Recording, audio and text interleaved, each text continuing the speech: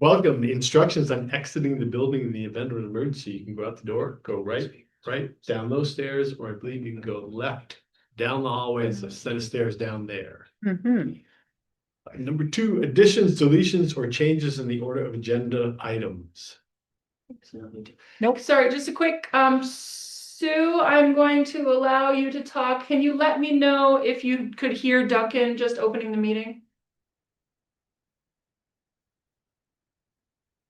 That doesn't sound good. Okay, Sue, you can unmute. Okay. Yeah, I couldn't find the little audio thing. Yes, I can hear. Okay, great. And you heard Duncan opening the meeting? I did. Great. We were just messing with a few audio settings, so I wanted to check. Thank you very much, Sue. Okay. We're good. All right. Open to the public for items not related to the agenda. We have any? No? Oh, yes. Oh, yes. Ashley, you're. I have to hit unmute every time. Yep. And also, it turns out everyone who comes through this gets echoed, that whoever was just on. When my neighbor has put up a fence that's 12 to 15 feet tall, I think that's going to have to go through you guys, right? Technically, no, that doesn't go. This is the planning commission, more or less does the regulatory and planning work. A fence permit just goes through the office, through the planning and zoning office here. That's a maximum height of 8 feet, though. So if you're going into the 12 to 15 feet range. Right, so it's either an administrative permit or there's a possibility that it would go to the Development Review Board, the DRB. Okay, all right, thank you. That's all then. Okay. And Ashley, you can absolutely give our office a call at 846-4106, and someone can help you out with any of the process involved in discussing. I've been working on it for a year and a half. That's terrible. Thank you. Love your neighbor. Yeah, we'll call Kelsey. Jessica, you want to take over? Or you? Either way. You ready? Okay. Announcements and staff report. Any announcements from any of the commissioners? Staff? Only announcement is that the city council will be holding their public hearing on the round of LDR amendments that we recently passed forward to them on Tuesday, September 2nd. Normally they meet on Mondays. Monday is Labor Day, so they will be meeting on Tuesday. Yeah, so that's just a quick reminder of the schedule of that round of LDR amendments. Otherwise, Jessica, you missed, I think we are doing the Zoom. We've been requested to do the Zoom webinar format instead of the sort of meeting format. So if we have some, pauses and glitches along the way, getting used to it, then that's what's going on.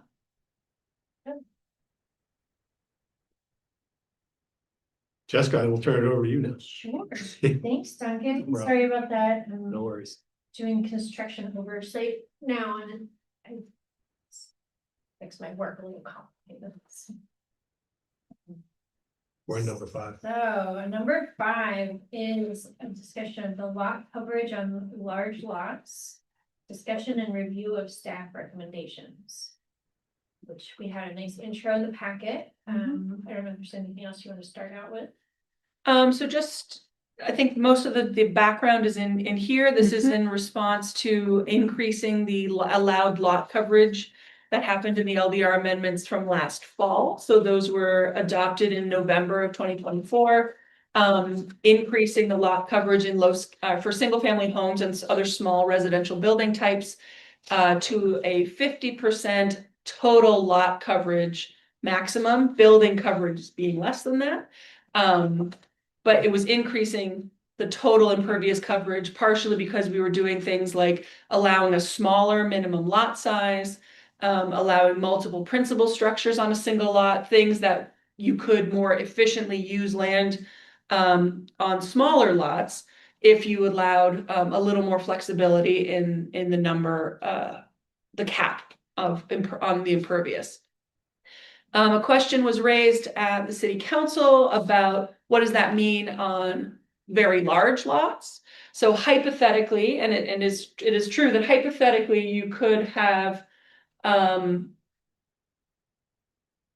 someone who has a 10-acre lot decide to pave 5 acres of it. Could. That's, theoretically possible. I outlined in the memo a few reasons why that is unlikely. In addition to those things, I just wanted to add that there are not many properties that are in that in that range anyway. There's a reasonable number that are around 1 acre to 2 acres in size, but not many of the very large properties that are not in the NRP. That any sort of large amount of impervious could be installed anyway. And then the other couple of things is, one, if you put a cap on, you say above a 2-acre lot or a 1-acre lot or a 6-acre lot or whatever, the lot coverage drops to 20% or something, people could just subdivide. And then still take advantage of the 50%. It's a little bit of an artificial,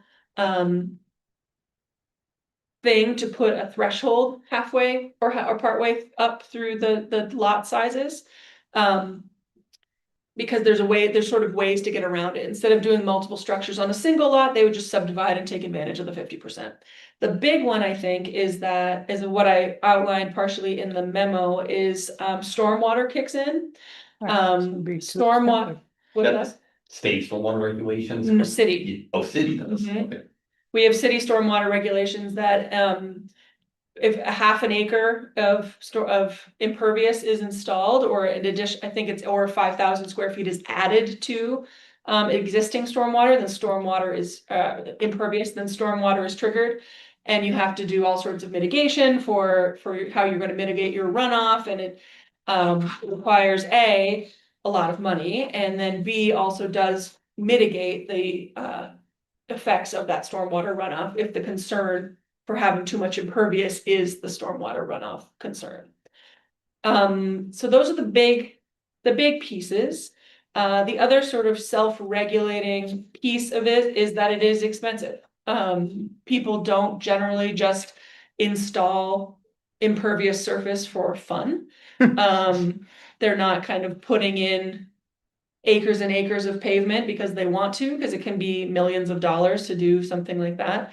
And what we've been talking about is the lot size for residential properties. So we're not talking about the big manufacturing facilities or something else that, has that return on investment for those big investments. It would require someone who is a single family home or even a 4-plex or something to be paving just for. Not a PUD either.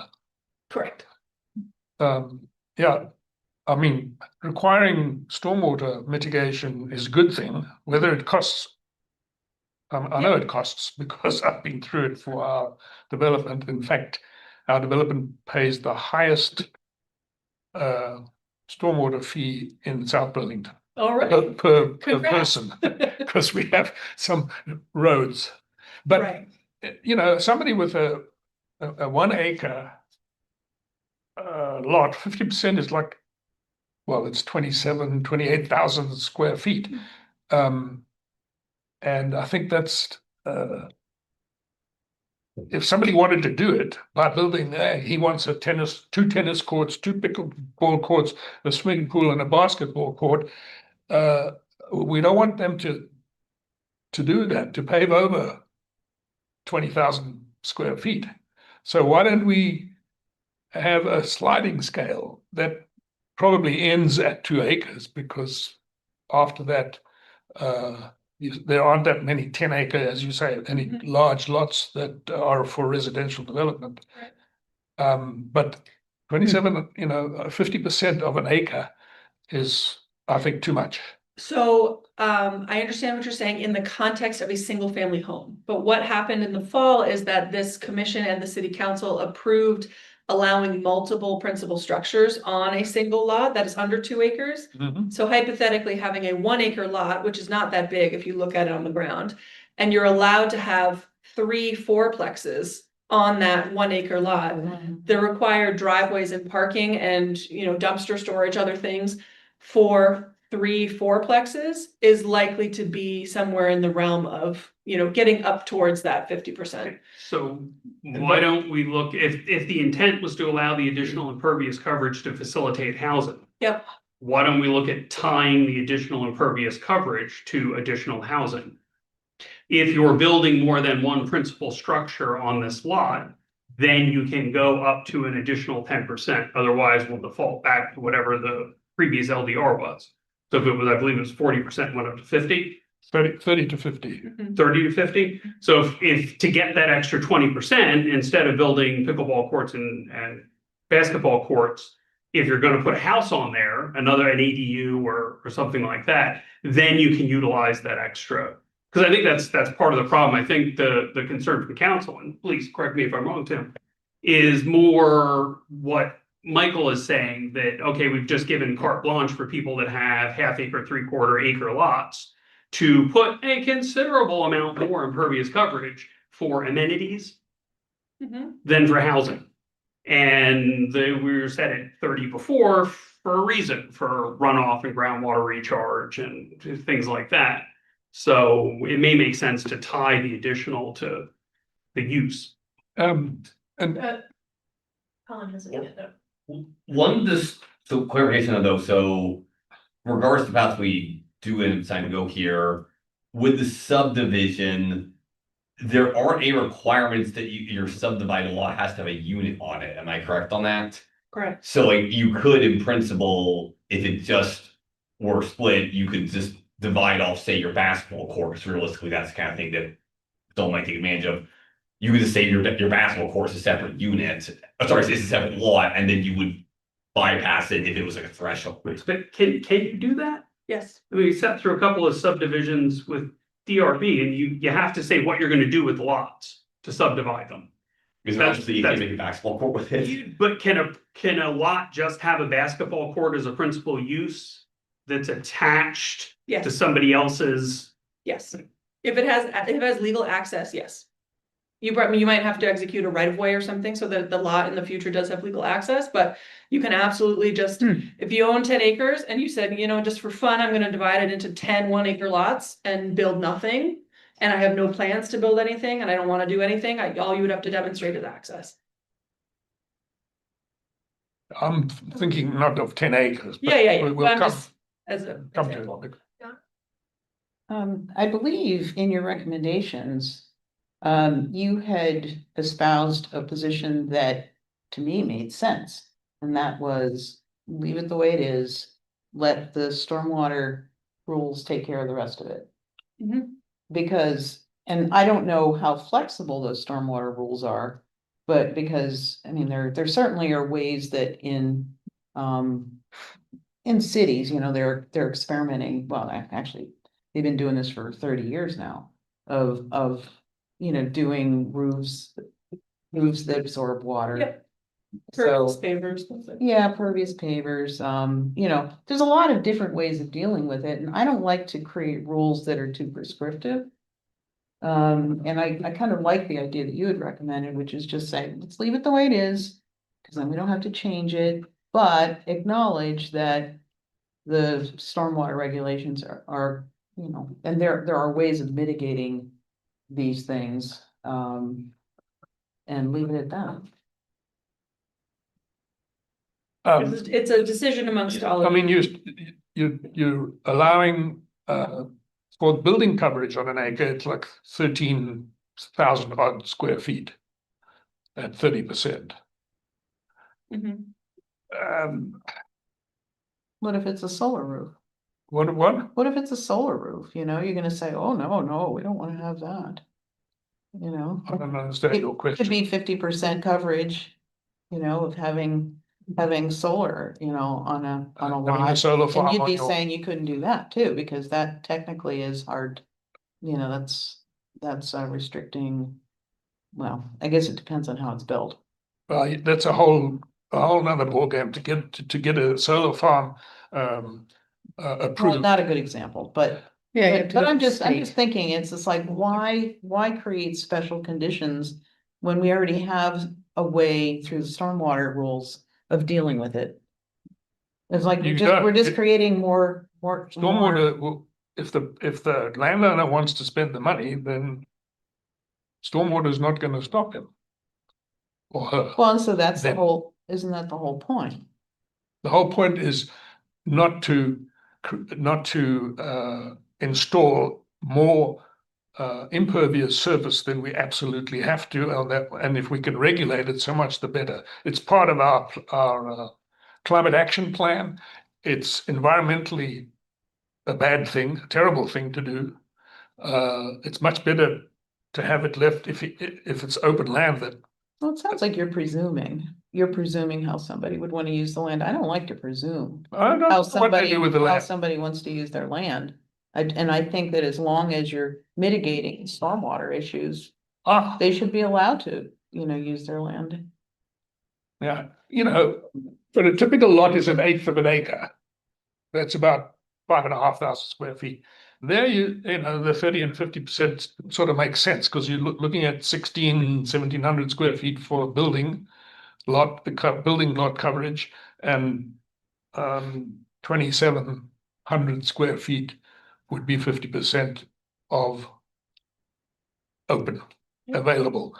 I would just like to say, But, everybody's amenities. looking at me, you need to be looking at each other. Yeah, there are amenities involved that would be built probably on the balance of land other than strictly speaking that's used for buildings or for homes. 1,600 square feet, you can get 2 duplexes or even quadplexes, 800 square foot footprint.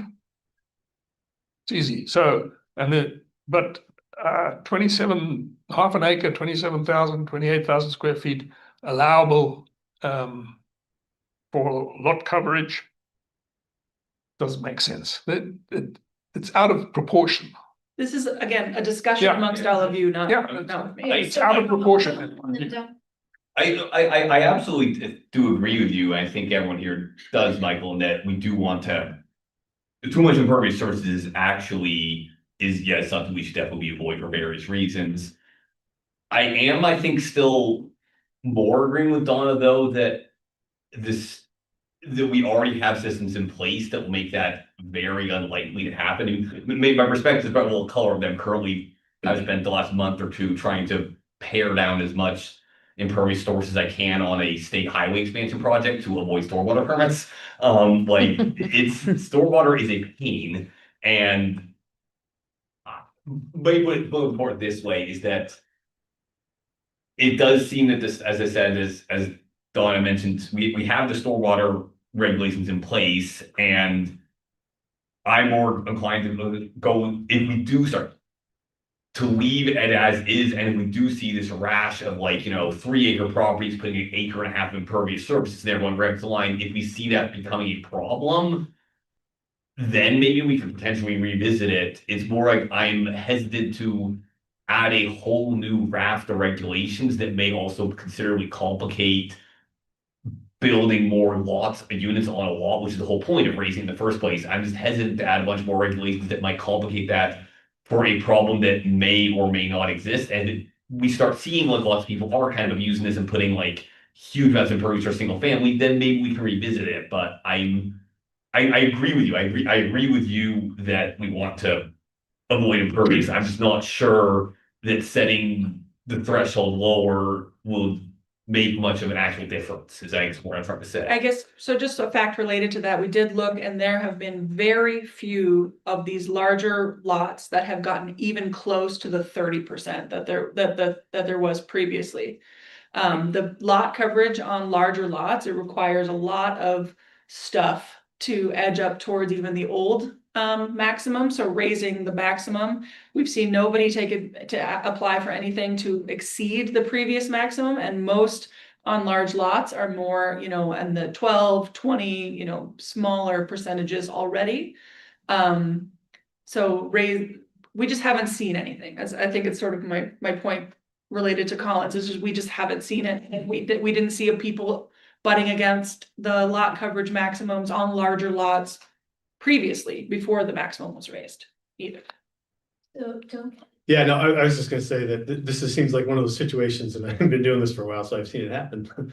Where we make a regulation for a situation that's really not gonna happen, or rarely happen. And it seems like we have safeguards in place to prevent this from happening. And the way Colin put it, I just don't see somebody who's gonna put half an acre of impervious surface with a big house. I think that's ridiculous. It's not gonna happen. Why would they do it? But I don't know. hold on, Michael. My point is, I think we leave it as is. I agree with Colin. We leave it as is, and if it suddenly becomes an issue, we can revisit it. But I don't see a reason to it's not. put in new regulations now. I think what we have is good, and there's some safeguards in place. So I think we leave it as is.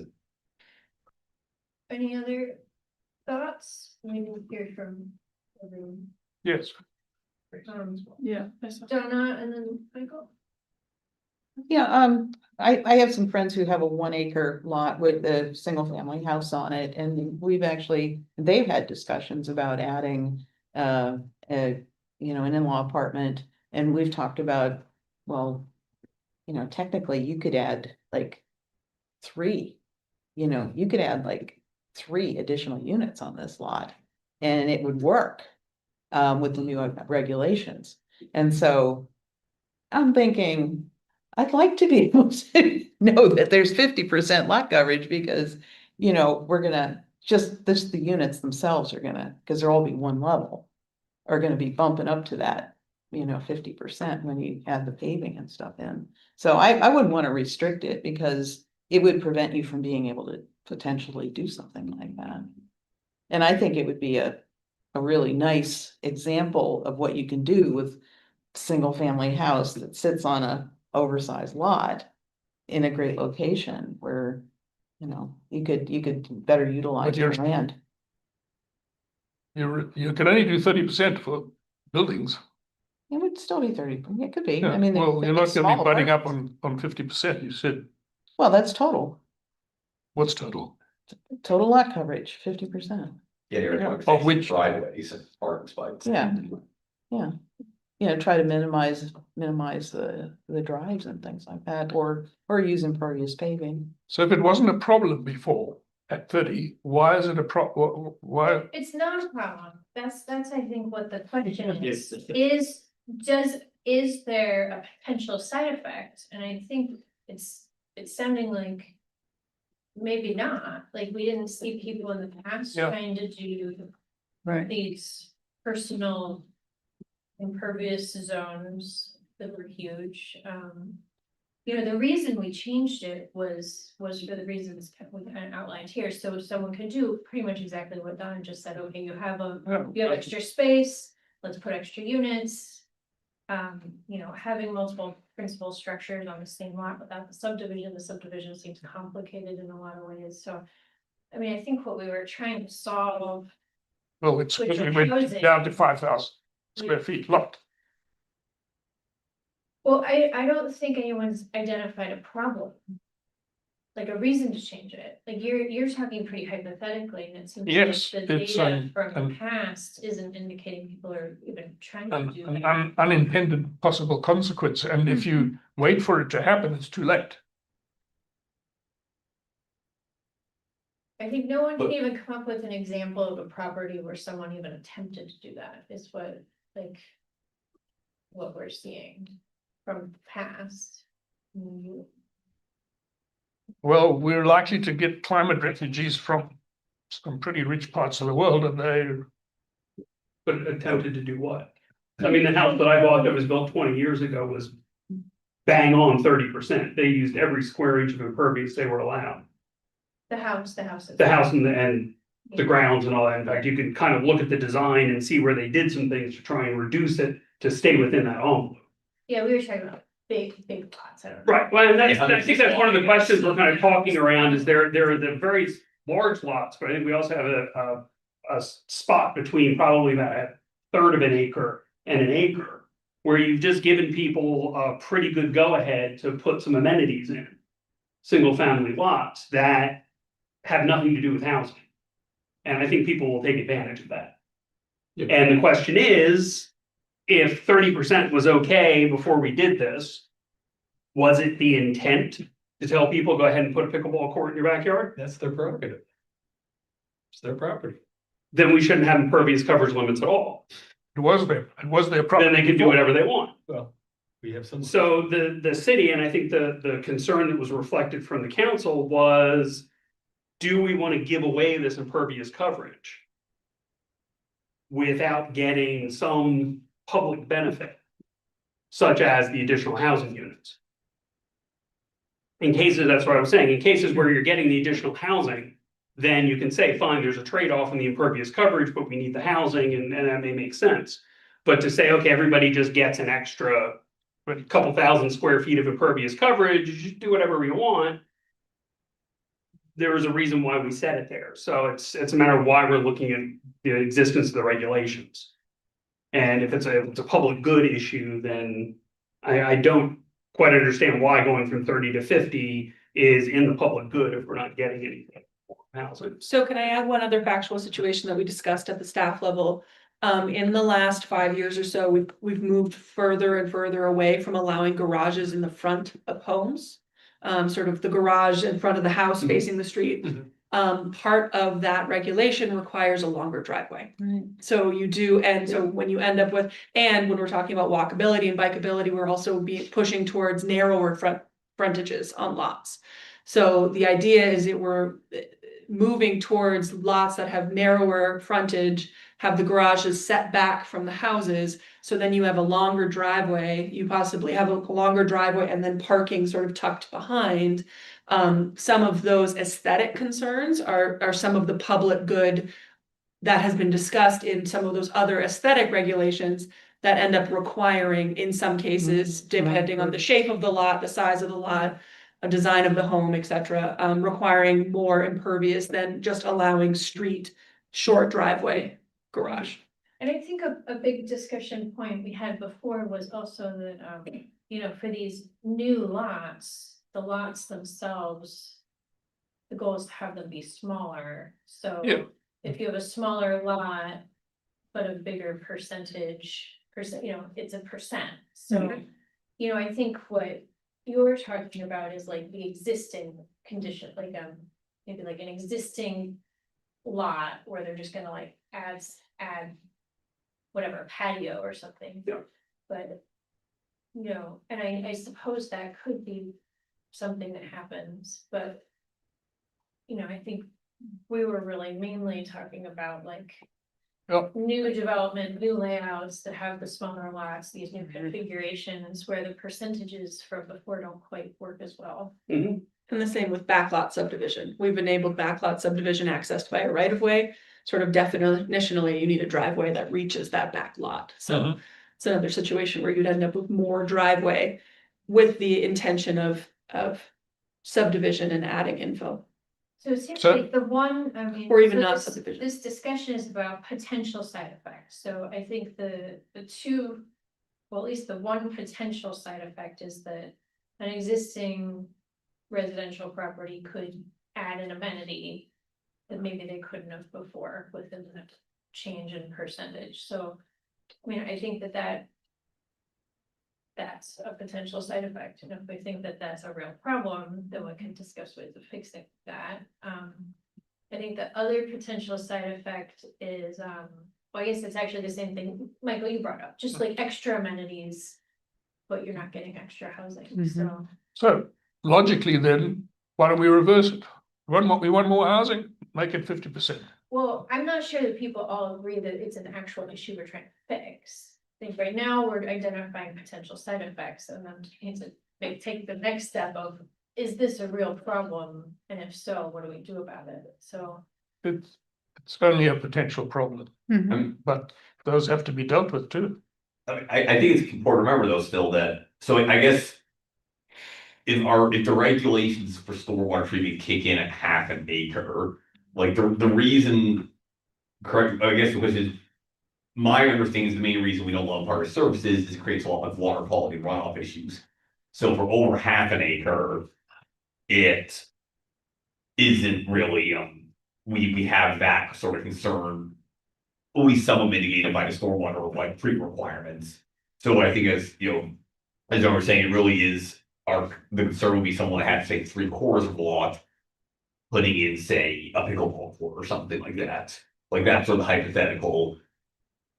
That's sort of in terms of water quality, that's sort of the worst case scenario. So if it's too big, they put a huge amount of stuff, they have to put for stormwater anyways. So it does sound, I guess it's sort of that. The concern, I guess, as I see it, the concern is that area below the half an acre. And I guess I am not 100% convinced of how big of an issue that is, but I guess I see that as the problem area as you identified. Well, Yeah, and then when you get to like the smaller lots, it's someone who's now only taking up a very small footprint. Yeah. And maybe needs close to that to really like have what they need to make the lot work. So I think you're right, like it's a narrow band of lot size. Yes, like I feel It probably includes numerically the largest number of lots in the city, I would guess. No, I think a lot of lots fall in that. no, You're talking, not that are residential development areas. you're talking 1 acre? Sorry. No, But between, She was saying somewhere in the 3/4 of an acre, maybe to 2 an acre. a third, no, below that. Yeah, So yeah. Third, I'd say 3/4 of an an acre acre. to maybe a half an acre, like that. The greatest, I would have to double check all the numbers, but my recollection is the greatest number of lots, because it's just the sheer number of them, are below a third of an acre. And this whole below half an discussion, acre, Residential ones. below half an acre, is it? A third. Third, half an acre. this whole discussion is all low scale neighborhood, correct? Like this change is only, we're not affecting like medium scale neighborhood, correct? That was the raised question. The interesting thing is that we are regulating by building type now. So if you had a single family home in the medium scale neighborhood, it would be the same regulation. Okay, so it's 50%. Yeah, so but a medium multi, so a 5 to 12 unit building that's allowed in medium scale has a higher limit, Gotcha. but that's allowed in the MSN, it's not allowed in the LSN. Yeah. So hypothetically, if you had a lot and you had a single family home in the MSN, it would have the same lot coverage. So it's sort of it's currently 1 to 4 units everywhere is now 50%. Yes, That's all. Okay. yes. And a minimum lot size of 5,000 square feet. Hmm. Yeah. So- We'd have a member of the public raising their hand, so Jessica, it's up to you when you feel appropriate to allow that. This feels. Yeah, I mean, in half an acre is 21,000 odd square feet. Mhm. So if somebody builds impervious up to 19 or 20,000 square feet, Mhm. they don't have to do any stormwater. Yes, correct. So it's quite a high or a low bar. I think, The wastewater, stormwater ordinances are outside of the purview of this body. Their ordinances, not. yeah, but they're, I don't know about the rest of you, but stormwater is something that's a key issue in mitigation and a healthy life, a healthy environment. Yes, it costs, but there's no free lunch when it comes to this kind of mitigation. You have to do it, and it's a goal in the climate action plan to limit as far as possible. Well, and it is. Let me finish. Limit the growth of impervious surfaces. For that reason, because they take up space which would be better used in other ways. It can also be a recommendation of the planning commission that the city council address the water ordinances in a different forum. That's, but for now, Yeah, it just strikes me that it seems like you're arguing against urbanization. I'm getting against You're what? arguing against urbanization, Not which at is all. the whole But- point of what our changes of regulations have involved. Didn't hear me say, making it make it more 50% for housing. And 30%. Or whatever, 20%. Well, and it just, urban areas have come up with multiple ways of dealing with, the higher coverage percentages. And,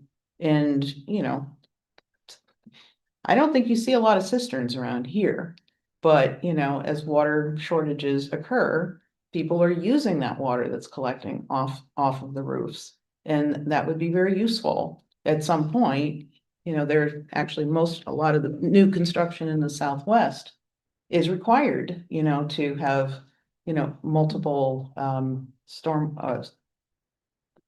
their treatment, their Mhm. wastewater is dealt with in two forms. One is, black water and then gray water.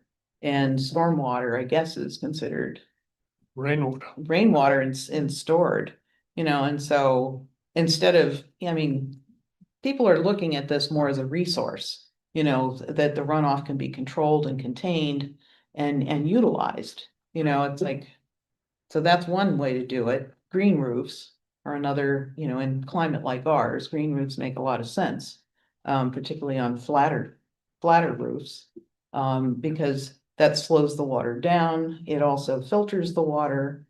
It's just like, I just think that we're, I get But this is not Nevada. well, I get no, but I mean, the more dense you get, the more you have to be concerned about, the efficiency of your utilization of stormwater, and not wasting it.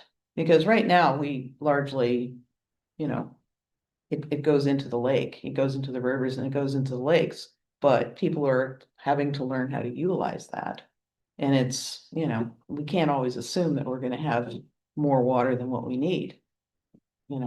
So anyway, that's just kind of my point. I just don't think we wanna We go to restrict. But wood restrict it. impervious surface generates more runoff. the one with like that little nice table that has all the. And runoff's not a samples and bad heights and thing, everything. you utilize. I think that's the health issue. Okay. Yeah, you need to capture it.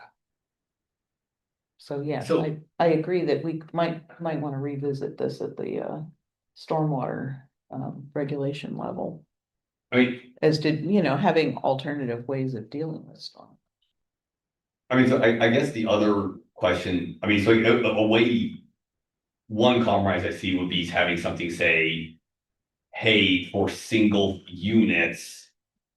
You have a maximum of currently, like this lowered purely for single units down to like, I don't know, 30 or 40, and have like 30% max coverage.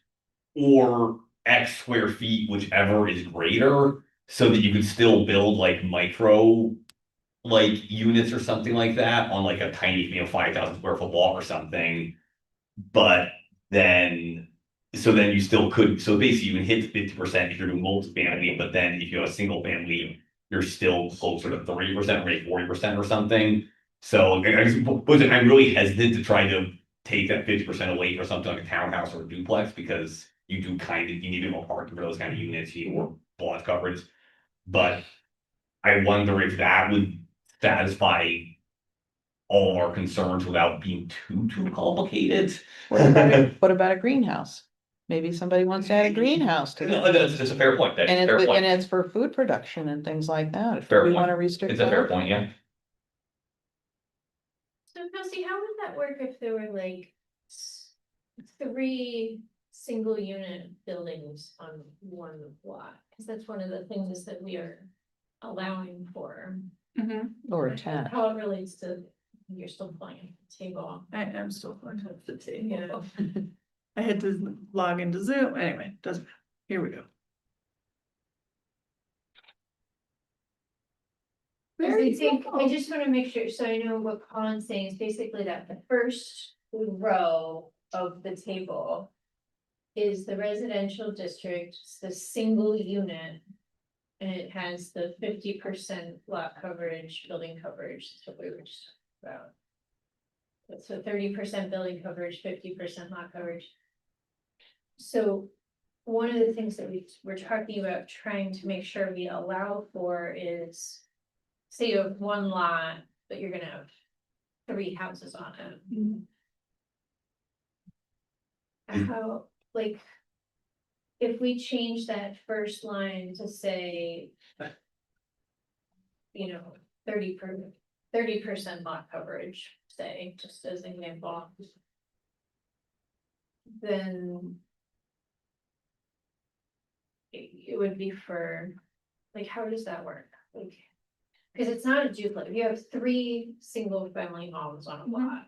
Yep, so the It's way. not necessarily it's not a small multi-unit. Right, so the way it's currently written, those are the total building coverage and total lot coverage. So if you had 3 single family homes, it's still a max of 30%. So it's quite low. If you're looking at like truly building out a very small lot, you're still probably not going to be able to do it in a lot of situations, because that building coverage number is fairly low. Or you're building smaller homes, which is also, smaller homes, encouraging two-story homes.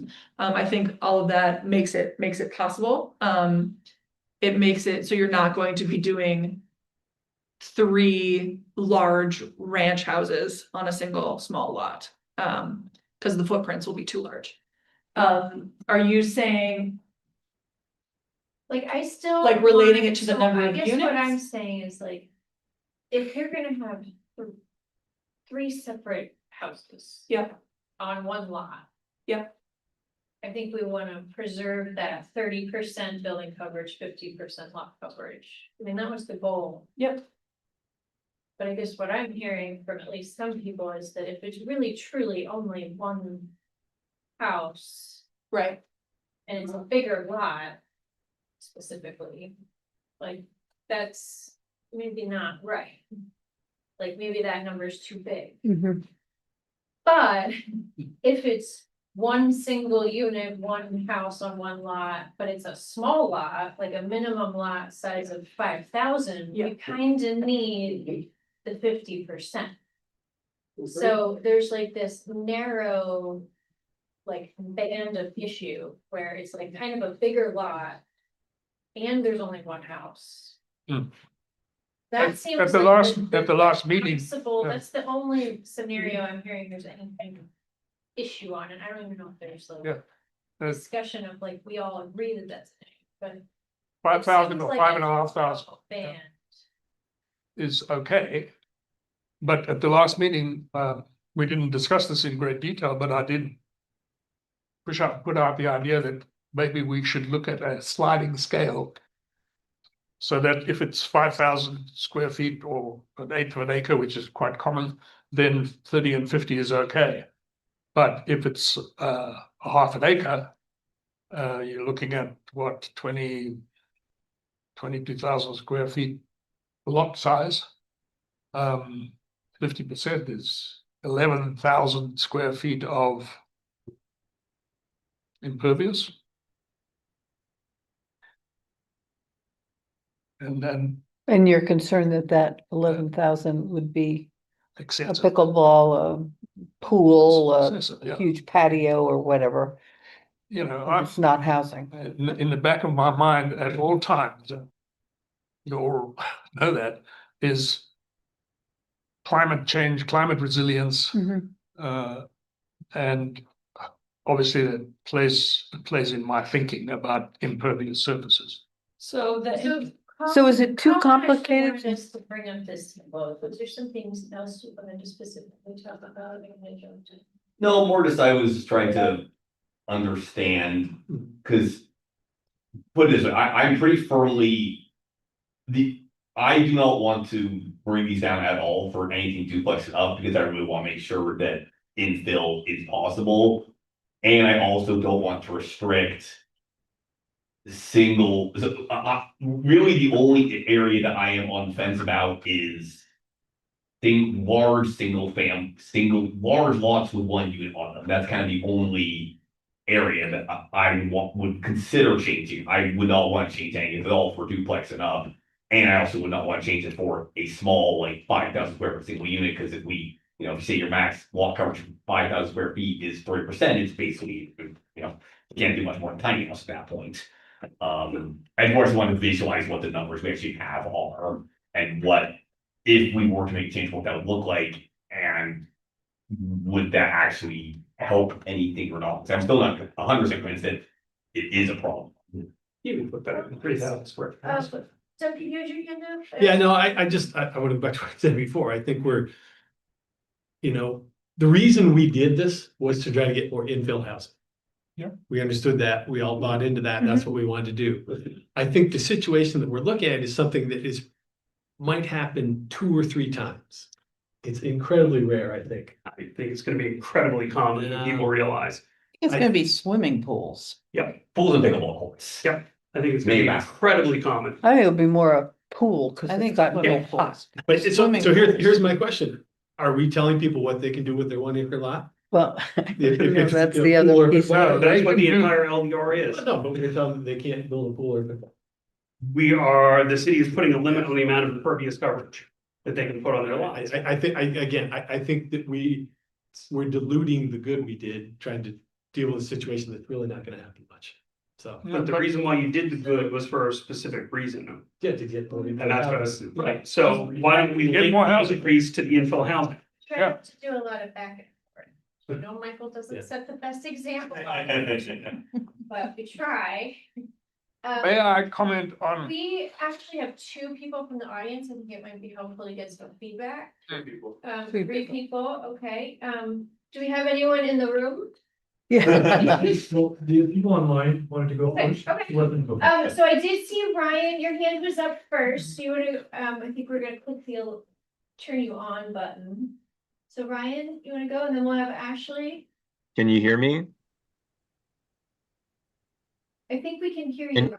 Can you hear me? Yeah. Yes. Okay. The way you have your screen right now, it makes it so I can no longer see my notes. When you do the share screen like this. So I spent a lot of time, ooh, nice, thank you. Looking at things like our grand list and lister cards. And I can, recall a very specific example where a property has even less than 30% lot coverage and just shy of a ½ acre of impervious surface. And, when you start adding the extra garage space and all these other gratuitous uses, it can actually add up pretty quickly. And I think, there's a philosophical discussion of how much do you control what people do on their own property? And on one hand, it's also what is the right place for people to live based on the type of housing interests they have. It is a different one. And so if we're going to be living in a place that has density and close access to services, that is not a place for people to have lots of their own independent gratuitous uses on their property. That's not really compatible from a land management planning perspective. What I suggested when you guys were looking over this the last time, before the big approvals, was to have something that maybe you would call it a percentage equivalent unit. So when you're looking at lot coverage and let's say, I don't know, 10,000 square feet of it is house, and you look at what percentage of the lot that is a 1-to-1 ratio of its actual percentage versus its percentage unit. But then if you have gratuitous uses, then you would score them at a higher percentage unit. So for every, let's say 1% of lot usage that is something like a tennis court or courts in general, right? Then you would give it like a 3 times factor. And therefore that would be its own way of, from a land use perspective, to limit the amount of gratuitous land usage that isn't going towards housing and densifying and creating walkable neighborhoods. And on the other side of things, if it does get pushed back to the council to be done through ordinance, then I think it would be better to look at something like a progressive fee structure, right? So that the higher percentage or gratuitous use of something that creates an impervious surface then gets a higher fee applied to it. So yes, somebody might decide to just stop right under that half-acre threshold for their, stormwater review, but at least they would still have to be paying more into the stormwater fees or whatever, on account of having such impervious surface that doesn't serve much use. Thank you. Is a garage gratuitous? I'm just trying to, Yeah, I'm not Your sure. fourth one is. pardon me? What? Your 4-bay garages. You're saying a big Oh, if you have a garage. 4-bay garage? He said he was 4th garage, yes. Oh. Yeah. Jessica, Curious if that's. Was there anything else? Or should we move on to action? Hey, I agree with a lot of what he said, except I'm not sure that just tying it into money will always cover when there are people coming here with a lot of money. Most all of my mom's tennis friends when I was a little kid all had their own tennis court or courts on their lots in already expensive and I don't know, probably moderate density, probably similar to here, Miami, or that region of Miami.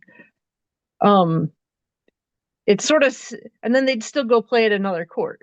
So you should always plan for what you don't expect when you're making some sort of regulation like this. And I do think you should somewhat decide what people do with their lots, because if the whole point of starting this is to increase housing when there's disincentives of the risk of the people you bring into that housing being noisy or other things like that, like there's got to be some positives versus putting in the pool that's just oversized for fun. And I don't know if you could see the the typed questions just because of the new platform, just saying. But I agree to tying it into housing and and that it is a good thing to expand it to 50%, just to get, like, I have a 3/4 acre-ish or something like that lot. And while there is room on one side only where a vehicle could get by to additional parking, or help build stuff, I mean, it makes sense that there just could be problems. And I don't know enough about impervious pavement. I mean, pervious pavement here in the middle of winter. That's all. Great, thank you, Ashley. I think we have someone in the room. Yes, and I'm speaking as a member of the public now, not as a city councilor, my own personal opinion, and Tim Barrett, for the record, right, live in Cider Mill. I think it's really important that this regulation was made to try and promote extra housing density, right? But there is, of course, going to be some leeway with what people decide what they want to do with their property. And let me emphasize the fact, it is their property. People should have the right to enjoy the use of their property within the regulations. If they want to put a pool in, if they want to put a pickleball court in, if they want to put a tennis court in, if it fits the regulations, they should be allowed to do that. If it creates impervious surface, well, then let some other regulation take care of how it's dealt with. But I really don't want, my personal opinion is do not, subject people to limitations on what they can do with their property to enjoy it. It's very important that people have the liberty to do what they want within scope, right, of what they want to do with their property. They want to swim in a pool, they want to play pickleball. If they've got the room and fits the regulation, by God, let them do it. It's their property. That's the important thing. Okay. Thank you. Amen. So. Yeah. We've had a bunch of different, discussion points, so. Yep. I think we know what you want. No, I wanted to just Okay. comment on something that Duncan and Tim said, that we can't tell people what to do with their land. Nobody is telling them what to do. We are trying to reduce the amount of impervious surface. Whatever amount of impervious surface we come up with, the landowner can do whatever he wants. There's no plan to dictate, you can't have a pool. You have to have a bowling green or, whatever, a cricket pitch. No. Where I'm coming from is that 50% on a fairly on a half-acre lot or a 1 acre lot is a lot. That's too much. That's all. I don't have a sense as to the group. If there's enough people who would want a change to what's on the table. So I don't know, Kelsey, if it's helpful to put the table back up. There's something that is what we're talking about. I just think, I think at this point, I'm still leaning towards not changing the table, but maybe revisiting our stormwater regulations, because it does seem like there's some concern that half-acre threshold might be too high, given that we're now, you know, more urban and there's gonna be a lot more people like doing like 0.4 acres and stuff like that. So I'm so tempted to keep this as is, but maybe revisit the stormwater stuff, because let's be real, in terms of stormwater, the river does not care whether the runoff is coming from a single family or from fourplex. So if we're concerned about kind of water quality issues and environmental issues, I would be more tempted to use a blanket kind of citywide stormwater regulation to maybe tighten those up if that is deemed necessary, rather than fiddling around with our table is sort of where I'm leaning right now. So I was gonna try to get a sense as to if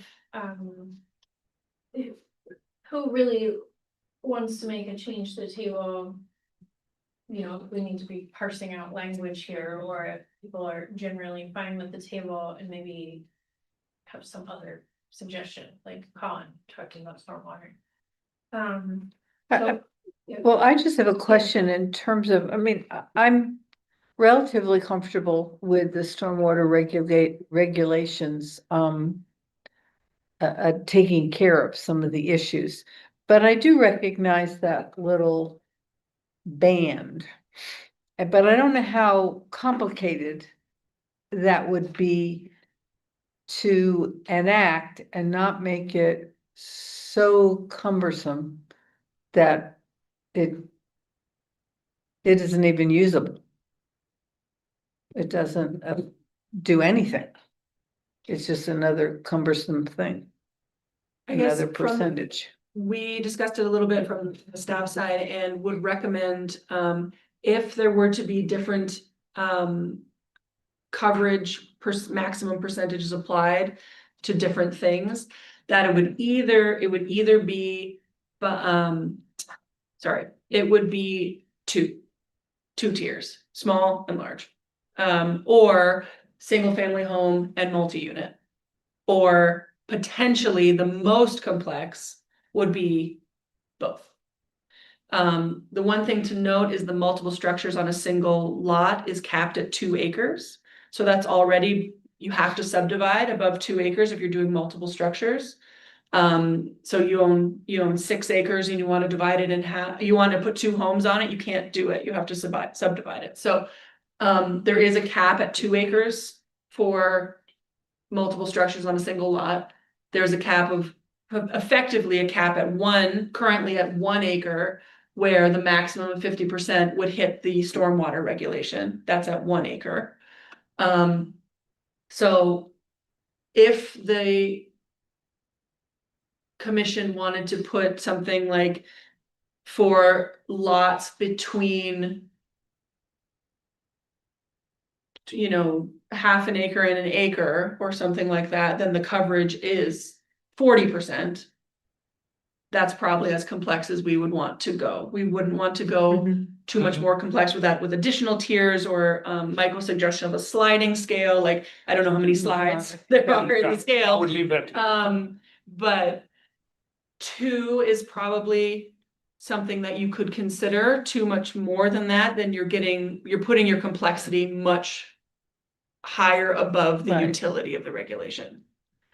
Yeah, I mean, The other thing that I had mentioned in the memo is we've discussed at different points, when these increases were being discussed, is it a building coverage percentage and then a plus percentage for lot coverage? So hypothetically, you say building coverage is 30% and then you get 10% additional or 15% additional on your building coverage. So if you have a 1 acre lot and you have now I'm doing math on the fly, which is dangerous, a 4,000 square foot home that's single level, just for simplicity, that's only 10% of your lot. Using for the house, the large home footprint, very large home footprint, on a whole acre. So then you would only get, say you got 20% on top of that, that would only get you to 50. 30% from the 10. 10 plus 20 is 30. The problem with that is that incentivizes large homes. Right. Which we don't want to do. We want to incentivize for other climate reasons, for heating and cooling and efficiency and other things. I mentioned in my memo that we want to be incentivizing smaller homes. So tying lot coverage to building coverage could actually work against our goals. That was just I'm just mentioning another option of how to split the regulation. Well, I We mean- could try to figure out, and we can do more homework on all these options. A sort of, this is getting worse in my head, but a percentage of coverage per unit. So then God, single don't do family that. homes are different than fourplexes. That sounds crazy. Step back, we just Sure. heard Kelsey some like a variety of options. Yeah, that's all I wanted to lay out was that there So- are some options. So let's take a tiny step back and say, okay, let's do a straw poll to just see how much more we need to get into the options. So the first raising of the hand is, you are interested in making a change and want to like go down one of these paths. If you don't. A change in the LDR. Yeah, a change in the LDR. So if you are happy with this table the way it is, don't raise your hand.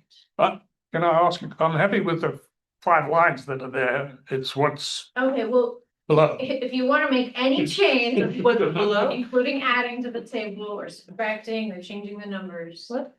I'm sorry, Michael, I'm not following what you're saying. These are the only ones that apply in the LSN. Saying he Yeah. wants to make a change, he's just saying it complicated.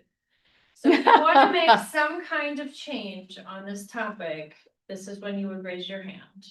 Cause you're interested in making a change. Michael, raise your hand, do you wanna make a change? After all that, If not, you In raise your addition to the hand? change. It's the biggest waste of time. Michael, Hey, you what- don't wanna make a change after all that? No, I want to make a change above 9,000 square feet. Okay, okay. It's an so- addition, okay, so that's a Mike- change. Well, that's a change. Yes, Yeah. The worst straw poll ever. Who here besides Michael wants to make a change? John. Like John has. John. That's really John. People who are interested in some kind of thing. some kind of change, that includes a sliding scale or adding another Or other- category. Exploration I of think I would. things. No one else? No, we can always come back to it. I mean, I think we ought to see if this actually is going to add additional housing versus having some, But again, that's not the point. yes, it is. No. It was the. It- That was the They are, point, John. No, the risk of repeating myself. What I'm suggesting is that the changes made that facilitate additional housing were well done. What I think was something that was overlooked at the time was that we gave a freebie of additional impervious coverage to single family lots that aren't going to add any housing. But now they can just add more impervious coverage than they could under the previous LDRs. All I'm suggesting is that we say, hey, if you got a single family lot, we just drop your coverage back to what it was before. Your building and your lot coverage. If you're not adding housing, you get the old rules. If you're adding housing, you get the new rules. And I think there is certainly an argument, I don't know off the top of my head, for small single family units, yes, I think they in general should have larger numbers anyway, because small lots can be problematic, but that's all I'm suggesting is if you're not doing housing, then you don't need the extra impervious. But I'm fine with adding the impervious if we're gonna get the housing out of it. That's, So based on John's speech, are there more people that wanna figure out something here?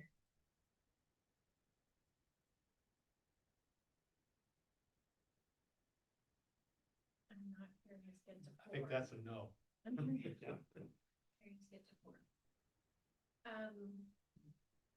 mean, definitely, if we see a whole rash of like, 50 people filling out pools next year, maybe it will release it. We will let you know. Yeah. I think it would be really helpful to just, for the next couple months, see like what we're seeing. I will say anecdotally, looking at the city, the properties that have a reasonable amount of impervious additional amenities are not under an acre in size. They are 3, 6, 9, and then on those properties, the percentage of the Is whole really lot small. to add a Yeah. tennis court is like a 0.5%. Like there, because of the large lot, you can add more impervious because it's percentage based. That's anecdotally, not. And we'll throw out, we won't know, because you don't need to pull a permit. If you want to enlarge your patio, you're not digging, you don't need a permit for it. Yes, you do. You do, you need a permit for a pen. That's not what Marty told me. For it. Who? Marty Gillies, before he left. Oh, Marty. That's why I left. That's the law. There's a lot, there's things that depend. Anyway, we're moving on. Okay, Okay, I think Nick. very robust discussion there. Yeah. So, Did we move on to item 6? if you're ready to Okay. do so. Item 6, Shelburne Road Planning Presentation on Overview of General Goals. Right. Hi, everybody. So, this has been, I'll proceed this by saying this has already been somewhat backburnered, given some other priorities that have come up in the meantime. But we did feel like it was a good use of time during this meeting to just bring this body up to speed on some of the stuff that will be going on regardless of priorities. Because some of this stuff is somewhat time sensitive, or rather we just had the opportunity to get going on it during this fiscal year. And so we wanted to briefly just go through some of the proposed work that we're going to be doing on this project, which will be ongoing for quite some time. So as we all know, this center that we're in now, this newly built center, did not come up overnight. It did not come up in 1 year or 5 years. It had been planned since, in some way, shape, or form, since the 1970s. Farther back, if you really want to split hairs about it. We learned a lot of really invaluable lessons from going through the process of building, densifying this area, adding civic amenities, considering public land, and adding infrastructure. Now, we've got a great chance to sort of take a breath and gather what we've learned and think about where to apply some of the things that we've learned elsewhere in the city and into other practices that we do at a public level here. There's also at the same time a number of new state initiatives and changes in statute that have created some interesting new opportunities for shaping development throughout the city. Big one of those is Act 181, which does a number of things, but one of the most interesting ones is reshapes the state designated areas program and introduces a future land use map that is intended to direct development into areas where there's a high capacity, where there's a greater capacity for new development at a lower impact than it might create elsewhere. And nowhere is that more the case than along the Shelburne Road corridor, particularly at the area near Fayette Road and Shelburne Road, near that intersection, and going north roughly up to past the. Bless you. So at the staff level and sort of in general terms, we have begun to talk about what it would be like to shape development in this area using some of these new tools and applying some of the lessons that we've learned from the development of City Center. And so we can sort of I'll just talk a little bit about what is already happening there. So first of all, we already have sort of laid out some of these goals and strategies in broad terms in the city plan. Calls for the establishment of a center somewhere in the southwest area, which includes that area I just mentioned.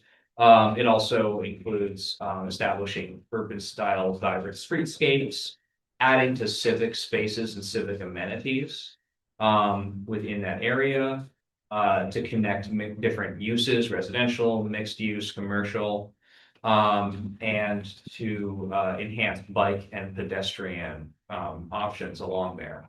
One of the big challenges, I'm sure anyone who's ever traveled not in a car up and down Shelburne Road knows that it's pretty hostile to people on foot or on a bike. And there's also basically no alternative, yeah. So Pretty high body. yeah. So those bike lanes they aren't fun. And I say that as a user and as a resident of Farrell Street, just up the road, it's a tough area. And also the crossings are also across the road themselves tough. Horrendous. So we have these sort of general plans. We have these conditions that need to be improved. We also have a number of irons in the fire, so to speak. So there is a current study on studying some of those intersections for pedestrian safety and convenience. There is the follow-up to the active transportation plan just kicked off that is studying, among other things, it's clarifying which strategy we want to pursue and is most efficient for pursuing along the Shelburne Road corridor, just to try to make it a little less hostile, safer, more inviting, and increase connection up and down the Shelburne Road corridor. So that is ongoing. That has started this fiscal year. And then the open space and parks master plans are also studying where not just the current condition of open spaces and parks, but where future examples of those could go. And this area are required. And this area is notable for not having many open spaces or parks. I guess besides from like schools, the only official park is Red Rocks, which is not really part of the Southwest. We have a cemetery. And a public cemetery And a public cemetery. that is upsettingly wet. It's close geographically to Red Rocks, but in practice, you can't get there. Yeah, exactly. Nick, can I ask a quick question? That's quite the image. It's not. Seven that's a state route, right? It is a state road. What level of control do we have to put in bike lanes or something there, or is that really on the state? Less than other roads, that's for sure. Yeah. So, without getting into it too much. Yeah, I just didn't know. Yeah. If we had the purview to do that, or that's the state that would. Let's put it this way, if we were to start to enhance the bike pedestrian, like the bike facilities on Route 7 itself, on Shelburne Road itself, it would be a very long-term project and it would be extremely expensive. So while we look at all the different options for creating some kind of corridor that parallels Shelburne Road at least, or creates access to it, that's one that would not be a quick or cheap to build out. And it would also, and one of the reasons that would be the case is because of how complicated working with the state would be. So we're exploring a couple different options for that. All right. And to jump in here as someone who works for V-Trans, and my team did some of the intersection improvements there a few years back. I'm gonna say I'm not speaking for V-Trans, more just my general vibe at the agency at the moment. Projects along Shelburne Road, like improved projects, the people I met in the agency would probably be amenable. Like that seems like a nice idea. The issue is more we're currently pretty, due to loss of inflation, we're booking stuff like 5-10 years out already for like stuff that's been waiting for 5-10 years kind of stuff. Like it's more an issue of kind of money from the state's perspective and very expensive. And that's sort of more like it's the state wouldn't necessarily be against that, but it'd be more like we don't have the money kind of stuff that'd be expensive. And my personal opinion is honestly might be better to have better facilities off the giant huge highway that's the main north-south arterial for the kind of western half of the state. But again, so I tend to agree with you. So also, sorry, Justin. Oh, sorry, Don. Well, this is actually a further question, kind of layering on what Colin just said. I'd just like to see the study kind of take a look at it, some things that maybe aren't like short-term things, Mhm. like in the next 10 years, but maybe 20 to 50 years down, and that is who owns the airspace over Shelburne Road and who owns the airspace over the railroad tracks.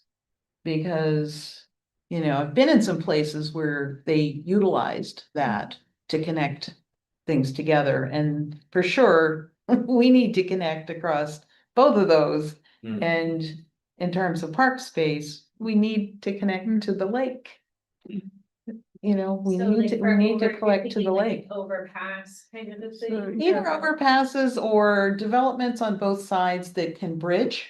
Mm. That can bridge over. I'm thinking aerial parks, like parks up in the air. Yeah, sort of. Yeah, I was in a place where, I'm not saying that this would be the right approach for Shelburne Road, but they actually created bridges that became more like tunnels for the roadway. I don't think that would be right for Shelburne Road.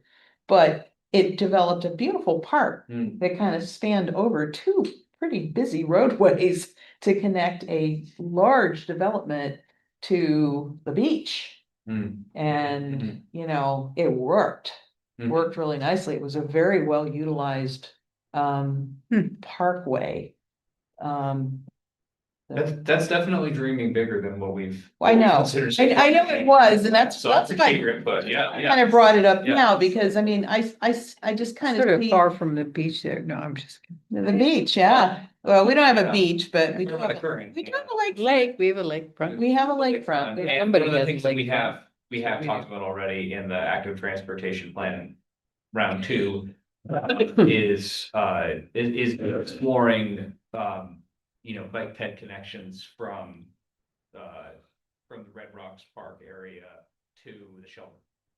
Yeah, and the railroad, Ways and on Queen City Park. and the railroad right of way. And the railroad right away, Is yeah. kind of the obvious connection Yeah, there. so there's a lot of potential, there are a lot of, there are also a lot of, strange details that make Some make. weird topography. Some weird topography, some wetlands, some interesting land ownership configurations. There's some very interesting stuff happening back there, which is why we have retained a consultant and the CCRPC team to parse through those. And we're already looking at some, while we're on the subject, we're also looking at some sort of neighborhood routings for in the short term, just using cheap things like some paint and wayfinding strategies to create alternative routes through the Orchard neighborhoods and along Fayette Drive to bring people through these to give people an alternative in the short term. So It's a lot easier on the Fayette Drive side than on the yeah, Orchard. it is certainly. And Orchard is quite a maze. It is, and which is why, some paints and some signs could probably go a long way. So as we think about this though, and we think about making longer term investments in not just bike ped infrastructure, but also, anything from enhanced wastewater facilities down there to, who knows, a second branch of the library, another school. There are, a number of different upgraded and additional city facilities and public amenities that recreation center perhaps that may be needed and are likely to be needed at some point in the Senior center. future. We are looking at, we're trying to bring to bear our planning resources and our committee's attention to this area to start to do a little bit of planning, some elimination of what might not be possible or what is not desired, to start to shape what a vision for this area could be like. So I wanted to just kind of point your attention to the last couple of pages of this visioning document to just talk a little bit about what we're going to be doing in this fiscal year and what we're thinking about for the next. And just, I guess, the sort of like the question that I would ask throughout this whole list here of you folks is if you're seeing stuff that is taking you by surprise, or if you're not seeing something that you think should be on there, we'd love to hear that feedback. So I already mentioned the parks and open space master plans. What I'll be doing is speaking with those consultant team to make sure that there is some consideration of greater investment, whether that's, civic investment or private investment or a mix of the two in that area, to make sure that those are being, if not studied, but at least considered and sort of balanced against the other areas that where those plans started out and against the existing infrastructure. I think you should include senior, you know, Okay. amenities or meeting places. We have one little teeny room, and as things get built more densely along Shelburne Road, there conceivably will be some elderly housing. Does the Parks and Open Space on the official map, there's a parcel right on Lake Champlain? And I know they were trying to do some development, and when I came to the DRB, and from what I understand, it's no one. Is there any thought of looking at that and whether there's a chance to develop that? Because that could certainly be a prime open space that would go right in that area. It could be. So it's on the map, it's on the official map. Right. And would need to be conserved should that whole parcel be developed. It would also It would purchase. need to be offered as an option to purchase to city council. If the property would be developed, that's the effect of the official map. Short of eminent domain, that's all that means. Is only if that property moves forward again with some exploration of development, then that comes back on the table. And they've You can always abandoned say what they no. had presented for the time being? City council. For the time being, is my understanding. No, the property owner, they know they don't want to sell it. That's No. what the official map. No. The effect of the official map is that if a facility is on the official map on a property and that property comes in to apply for a development for development of that property, what it triggers is a right of refusal for the city council. That's the city council's option to either exercise that right and purchase it out of, there's a lot of legal stuff about the purchase price and other things, but to go ahead and try to purchase the property at somewhere around market rate, which would be several millions of dollars. About 15. What's that? About $15 million. Yeah. Or Is that the whole They can- property or they- just the one section? just the strip. Or they can they can say, no, we're not going to exercise that I option. needed to get into Richie Tarrant's will Sure. on that one. But thank you, John. That's the only park or open space that's currently on the master plan in that area. So I would just clarify, that's on the official map. The Parks and Open Space Master Plan is looking at both existing park spaces and the need for different types of park spaces. Everything's from the neighborhood size, sort of micro parks that we want to be widely distributed and almost copy pasted everywhere that have the same sort of small amenities, up to the, veterans and the wheelers and the whatever, where there's sort of the regional draw parks, and do we need more, and where do we need to be duplicating, and where are we all set? And, it's sort of at many scales and geographic distributions. So the Shelburne Road center area that Nick's talking about and that whole corridor is one of the areas of study for that Parks and Open Space Master Plan process that is ongoing. Baycrest would be a good example of the kind of Of a Small a park. neighborhood, yeah. encompasses maybe 2 or 3 lots originally. At most, yeah.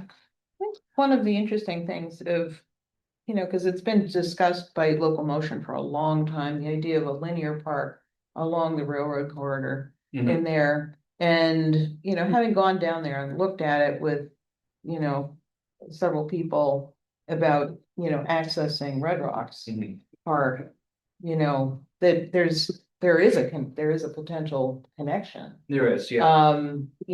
And so just making it possible to more easily access Red Rocks is actually, would open up some potential recreation facilities. It's not, I don't know if it's within a quarter mile or not. It might not be within quarter mile, but anybody with a bicycle can get to it a lot more easily. Yeah. Or a scooter Yeah. or something like that. Just clarify, would it be like a bike path type of thing next to the active railroad? So Yeah. just kind of along that, next to it? Yeah, adjacent to it. You've also got that whole utility too.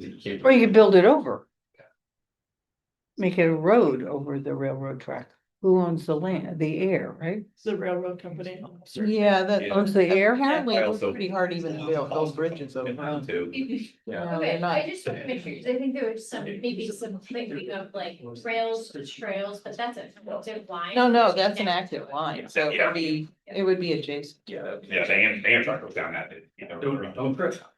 So, let's see, so mostly for the FY 26 priorities is just sort of making sure that some of these questions are being asked during these ongoing studies. That's frankly most of what we have planned for the current fiscal year, given that those are doing this sort of this hard work of weighing different, exploring, looking way into the future, making some initial weighing of priorities across the city, taking a big broad look at these things that we need more information on, but are moving towards making some decisions about in the medium term, let's say. We're also going to be doing a similar thing with the ongoing Shelburne Road crossing studies, looking at a couple of those, looking at pedestrian safety enhancements on a couple of those intersections. One of I think probably if there's one thing that intersects the most with the work of this body, it would be continuing to prepare for Tier 1A status and to explore what we might need to do. If there are any local considerations or considerations specific to areas like the Shelburne Road corridor that we would need to make in order to make that a smooth transition and to give us the maximum amount of flexibility and local control, so that we could start to implement some of the goals that we've laid out in the city plan. Other possibilities might come up in January. That's when the period opens for the municipal planning grant, which we applied for last year, but were unsuccessful in getting. There's also some interesting new funding opportunities that have opened up at the state that are similar to the tax increment financing that's been funding the city center option. So at the staff level, we're going to be continuing to look into those, try to understand what using those and applying for those, preparing for applying for those might look like, and what demands it might place on bodies like this or the city council or staff or in general, and obviously with an eye to the budgets and the capital improvement plan. That's pretty much it for the next fiscal year. And again, I'll ask my question if there's anything on here that we see or don't see that we should be considering in the short term in the next year or two. Jessica, there is a member of the public who has her hand raised, whenever that is appropriate. Yeah, you asked whether we were surprised by anything. I'm pleasantly surprised to see parks and open space at the top of the list. It's definitely one of the, I think to anyone who's visited that area with a critical eye, it's one of the most obvious omissions from it. It just hasn't been planned for in the past, and that's why we have a planning commission and a planning department. I think there's also, we recognize there's significant opportunity for strip development repair in some of that area. And when we're talking before about acres and things, and what does an acre look like, there are acres and acres of unnecessary parking in a lot of the area that we're talking about that would be included in the sort of Shelburne Road center. So there is opportunity. While it appears it is built, it is underutilized. I think, Nick, you hit it on the head when you said it's very hostile to pedestrians and bikers, because I think that's a big inhibitor of trying to tie the neighborhoods to the Shelburne Road corridor. Is nobody wants to walk or bike near Shelburne Road. You just don't want to hear. And I think whatever we could do to mitigate that would be phenomenal. Is there an opportunity for private public projects? Like, let's say I'm an owner of a business on Shelburne Road, and out of the goodness of my heart, I say, well, I'll give you this strip of land parallel to the street, and you can build a bike path on there. Yep. I think it's been done a lot in other cities. Probably, in Montreal and in Ottawa. So that's But- something but- that should be on the list. Some of our development requirements are that the businesses be pretty close to the road. Yeah, but I think So- some of the car companies have got, Yeah. Yeah, there are We've parts, actually but then the addressed- new stuff, where would it go? Yeah. so Because we've already we've said done- it can't be along the sidewalk. Because we want the buildings right up to Well, the for sidewalk. example, like, I used to work on Shelburne Road and I would bike like down Farrell and then through like a bunch of shrubs down into the front of the, I guess it's like the price check, it's like the grocery store that. Yeah, Shaw's, and in front of Shaw's, and I mean, you can like, you can do it, or on the other side, if you go back into the neighborhood, you can eventually get on bike paths. So I mean, sometimes like just having those bike connections, you don't have to go through the roads. Right. Quite nice. Yeah. So we can, Ashley, do you wanna ask your question or comment? I don't know where the strip development and repair was, since you guys don't have any map up. But also because Shelburne Road can't really be expanded because the buildings get built right up to it. I know we're hoping there to be more transportation options, but it also sounds like nothing concrete is happening. But I mean, as it goes, I figure in 10 years, we're going to have at least twice as many cars on Shelburne Road by 189. The next major thoroughfare isn't that one just getting repaved and the one after that getting repaved? Like, where is the widening going to happen? Or are we going to instigate real, like, tram only? How are we going to deal with all these people who want their kids to grow up and stay and live here on top of the rest of the growth? Because it's only going to cost more later. well, And I think actually it's a great point. It's a big reason why this planning's going on. And, like, Okay. yeah. Oh, and you just reminded me, I once lived somewhere where the only place you couldn't ride a bike to was Walmart. And it is a little rough when you have to go a very creative way to bicycle somewhere, especially I imagine in winter. And that's where the buffers would be helpful. Like I know some of the people walk to Home Goods who work as cashiers there. And when it's blitzingly hot or something, I'm horrified how close they are to these cars. But all right, thanks. I had for Ashley, the denser, the more development you talk about all these people and all these cars, the more dense development we have, the more opportunities there are for proper public transit. Yeah. On our main. I agree it becomes more affordable, but from everything I had read, which is not sufficient, it's that transport usually comes before the density. Or else people all everything is built for the transit not being there. Yeah. Because if you have to buy a house with a room for a car, yeah. Thank you, Ashley. Thank you. Other public So comment? Do we have another public comment? Yes, we're in the room, Tim Baird again. So, yeah, Shelburne Road's problematic, right? Well, like you said, if you were to use Pine Street, or, it's blocked at one end now where they're doing the parkway, but the bike path that's, comes off of Home Ave, curves all the way around and goes to, up to the old post, right? The bar, and it goes to the Hannaford parking lot. There are bike lanes. It carries you all the way through behind the Burger King. Burger King is problematic because it has no bike path, no sidewalk. Right, Someday, very please, narrow. can we fix that? But then you can get on Fayette and it Fayette. brings you all the way to Blispie. And at some point, the road widens and there is enough of an area right of the fog line where it's fairly comfortable. The other side, right, you can move in when you get to IDX, you get on the bike paths and work your way through McIntosh, whatever, come out at Laurel Hill. It's complicated if you don't know where to go, because I've gotten lost in there before. The problem is they connected there from Handy's gas station all the way to like Brewer Parkway, where you need to get in all the way to deep to get back to Farrell Street across the Vermont Gas, right? So there it's possible, but there are some broken links. Yeah, I wanted to bring up that same point that Farrell's, not Farrell, Yeah. Fayette, that has been officially, the Bike and Ped Committee has considered that up to Queen City Park as the corridor.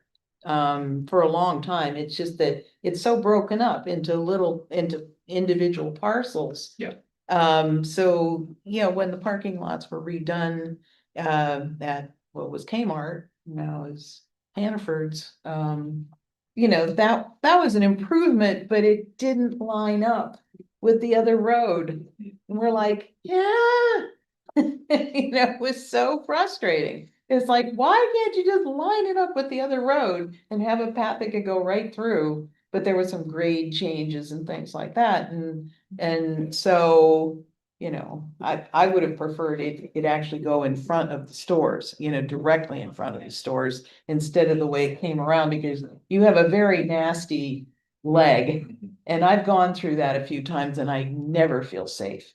Because it's a little wide open right there. You've got cars making right turns, you got cars making left turns, and you're kind of right in the middle of it. So it would be much safer when you go past, if you're coming north past Burger King, to just make a left and then go right past the front of the stores, and I think bicycles can kind of be trusted to not run over pedestrians going, with their groceries and stuff like that, because cars seem to be able to do it. I think bicycles should be able to do it too. But behind the building, I mean, that's what Tom's got up here on. Well, behind the buildings doesn't feel safe. But it's easier to fix with Shelburne. It's easier to fix, but yeah. I also think you really need to make sure that they're wide enough for pedestrians and bicyclists. We were on the Stowe bike path with a two baby carriages, and I thought we were gonna get killed. I mean, there were, corners where you couldn't see and bikes came around and there we were. E-bikes, Pardon me? were people on e-bikes? No, these were just regular bikes, but it was still pretty scary because they couldn't see us. Yeah, you look in one. And there was nowhere to go. I mean, we were all the way over to the right. So that's another piece. It's not just for separation. bikes, it's. So just in the interest of time, it sounds like there's a lot of concern about bike ped connectivity and vehicular connectivity and creating some of the visioning for the Shelburne Road Center being, establishing an effective and predictable grid in that area, making some of these connections for all modes of transportation. Those are things that are anticipated in the ATP Part 2. Also sort of the longer range land use planning for establishing more of a sort of small downtown style urban area in that district, in that area of the city. But thank you for all the detailed comments, just making sure that we're capturing the general feedback that the connectivity is a big concern in that area. And I think we've gotten that feedback sufficiently. And stop thinking 20, 30 years out. Yeah. Well, that's the plan. I mean, I think so for that point, overall, I think that's a really good work list. I think it's really solid. I guess the reason why I think a lot of us are focusing on this like pet stuff is because that stuff that you can kind of start thinking about now and you kind of incrementally solve. So that, overall the list is solid, and I guess we're only doing on the one that's like the one that seems easiest to attack versus like. Yeah, understood. And just making sure that we're, because of the work plan and how it has shifted, because of other things that have been put on the work plan, the details, a lot of this work is not going to be in this fiscal year. So just Nick was laying out sort of the plan for plans, and what's already going on, what is in the works, what we are looking at applying for additional grant money and support for, to be working in this, 30 to 50 year time frame for redeveloping and reimagining some of that corridor. Okay, looks like we have any public comment online. Ryan, go ahead. Hey, can you hear me? Thank you. Yeah, I'm really sympathetic to the comments Donna was making about the way things changed around the old Kmart and how it didn't really help with connectivity very much. we've had quite a few projects in that area, like the Champlain Parkway and the redevelopment of the Pizza Hut, that the city really wasn't participating in or getting ahead of in order to use those opportunities to improve things like traffic flow or pedestrian connectivity. So I'm really happy to see that there's the startings of a plan being put together. And hopefully when the next thing goes up for development, we won't be behind the times and we'll be able to actually fix something around there. Cool. Other comments or questions or feedback for Nick? Okay, we do have one more item, multiple more items on the agenda, I guess I should say. Number 7 is the Act 250 Tier 1A discussion. Yep. So, in the interest of time, basically, I'm not going to rehash what I wrote in the memo. I said what I needed to say in that packet. At the last meeting, we discussed the requirements for the city to even qualify for applying for Tier 1A status. So that's the recent change in statute in Act 181 to allow cities to take on local regulation and exemption from Act 250 for specific development areas where the state land use policy is to allow a more streamlined and efficient development, especially of housing. So there are specific requirements in statute that we need to we have a municipal plan, check the box. So things like that we talked about in the last meeting. This memo and the attached table is the Planning Commission had requested a comparison between current Act 250 regulation and what our LDRs regulate separately. So that's what was provided. And open to, there's no action needed today. It was requested as iterated and mentioned several times, I think, in the memo. The city does not have to do anything. The idea of the state land use plan is not for the city to duplicate Act 250 and take on. There were discussions at the State House about delegation of Act 250, so literally having municipalities effectuate Act 250. That is not what is in the statute. The idea is that a Tier 1A area would be exempted from Act 250 with the idea that local regulation has already dealt at the local level and with local concerns in mind for what how development should be regulated in these highly developable focus areas of a municipality. So that's what's in the memo and that's the big table. So yeah. Yeah, the only thing we discussed in any length was the historic sites at Correct. the last meeting. Yeah, because that's the only thing actually required.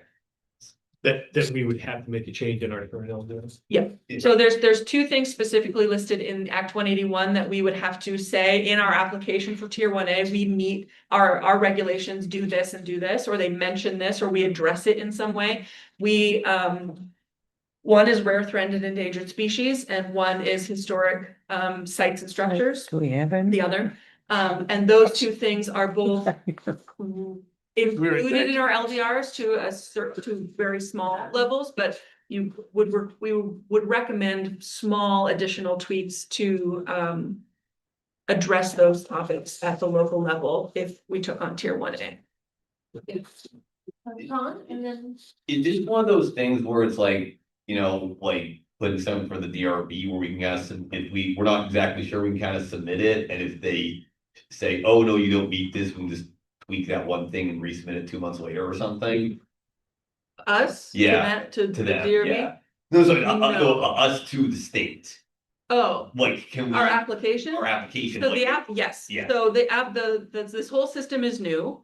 The intention, the direction that we've been given is that we are wanting to be, if not the first, one of the first municipalities to be doing this application, because we can be then helping shape the guidance. Gotcha. So we are in close contact with the LURB, the Land Use Review Board, We have a meeting with the Agency of Natural Resources at the end of next week, talking about how the local municipality can work with ANR to deal with the RTEs, the rare threatened and endangered species questions, and where do we how do we deal with they have the expertise, but we'd be regulated. Like there's all these moving parts. So it is something that over the next 3 to 6 months will be an ongoing conversation between the municipality, the RPC, and our state partners. So, Thank you. Yeah. I'm guessing that the land use review board will be learning a few things from us. That's the hope. That's the hope, is that we're, well, let me say that our goal as South Burlington is to help chart a path for other municipalities that is both, that meets the statute, both in letter and in purpose, but then also doesn't set the bar so onerously high that other municipalities that are not as well resourced as South Burlington wouldn't be able to meet it. So we're walking kind of a fine line between providing the information and saying like, look, we have all these regulations and we do this and we do this and we have, look at all this good work we're doing and all these things that we've been doing. But we want, you know, the Hardwicks or the Rutland City or somewhere else to be able to follow our lead without potentially having the same level of staff capacity that we have. Just capitalized. So, who is his question? oh no, I mean, We're based on what this we're saying, it sounds like Yeah. we can kind of, for areas that we're not, we don't have to do tons, our goal is to not do tons of work here. Yeah. And okay, that's what I was sort of trying to say. Yeah, and then the rare threatened and endangered species is the area that most municipalities don't do anything with locally besides protection of habitat for other, you know, habitat blocks or floodplains or wetlands or something else. So that's why we're working closely with ANR to work out what hopefully a model ordinance would look like, that literally a page in our ordinances say how the structure works, someone here and the relationship between us and the powers of ANR and how that all kind of can work out and still regulate without being So the moment no large regulating is Act 250 is kind of regulated, that's essentially. Yes, but then the flip side is also that the tier 1A areas, and this is not minimizing the species that live in the developable areas, but Act 250 is a statewide act that applies to all lands in the state. So with various project, parameters, but tier 1A, the intention is that the state and the RPCs, the regional planning commissions and the municipalities have all identified very specific areas that are intended to be the focus areas for residential development.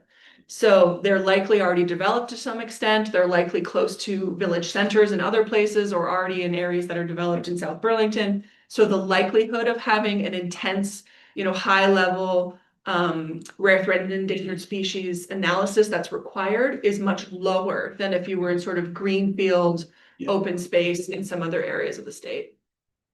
Yeah. I have to ask, what happened to criteria 9F? It's gone.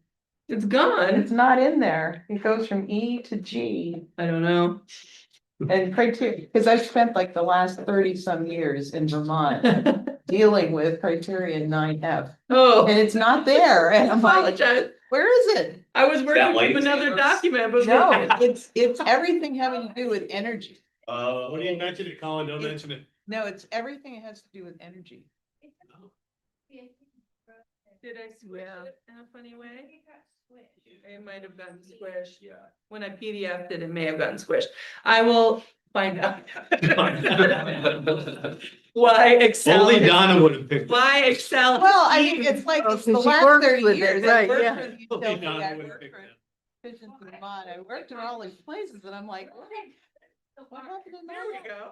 Because that is a big, a big chunk of work, and I knew that because of the energy codes being passed, big chunk. that, Act 250 originally, those were the only projects that had to meet any kind of energy requirements in the state. And so when they codified that into the energy codes, there was this thinking that, okay, now everybody has to, but in fact, Act 250 projects were still the only ones that were actually had to say, yes, we're doing that. And they did it through the Act 250 process.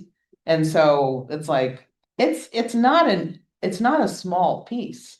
No, and I will say there's a lot of moving parts about enforcement of previous conditions on current Act 250 properties, enforcement of future, conditions and approvals, and what kind of staff capacity that requires. And then there's South Burlington is in a position where we've been doing a lot more. Again, it's a question of enforcement, but we've been doing a lot more of the regulating on those ends.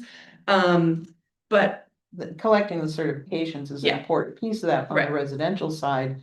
And the Department of Public Safety does all the commercial review. Right. And they still do that. Right. I mean, they don't necessarily do verification, but Right. they do review the projects.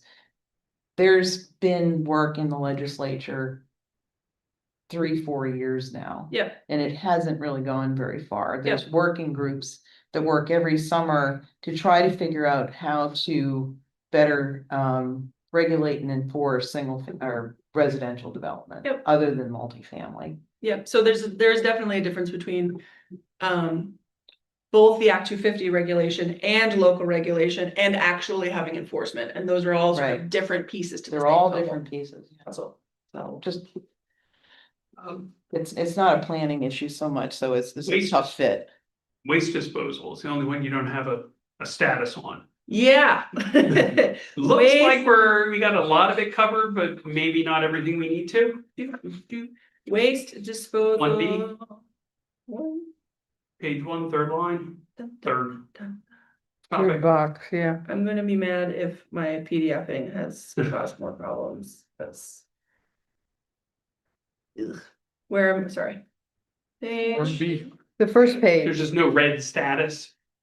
Oh, yeah, so that just doesn't have a red status. It is, I would say partly to largely duplicative. Yeah, it kind of looks like maybe we need to do something about fuels, chemicals, batteries, stuff. There's some We got things- water pretty good. Well, there's things that are specifically called out in regulation, at the Act 250, in the Act 250 requirements that we don't specifically call out. It's also an interesting thing where some of the waste disposal is, related to us. Most of our municipal waste goes to the Champlain waste. Oh my God, CWSD.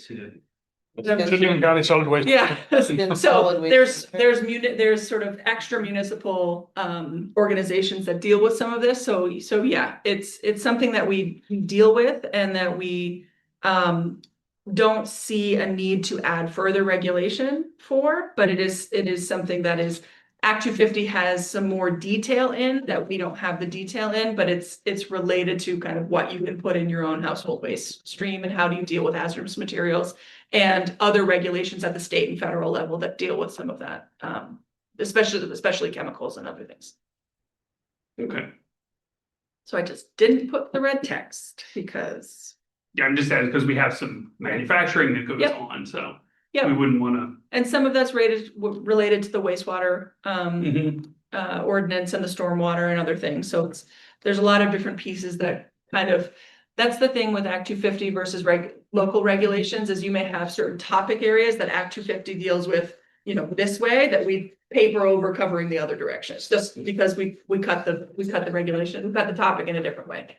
But it's both ways fairly sufficiently cover the area of concern.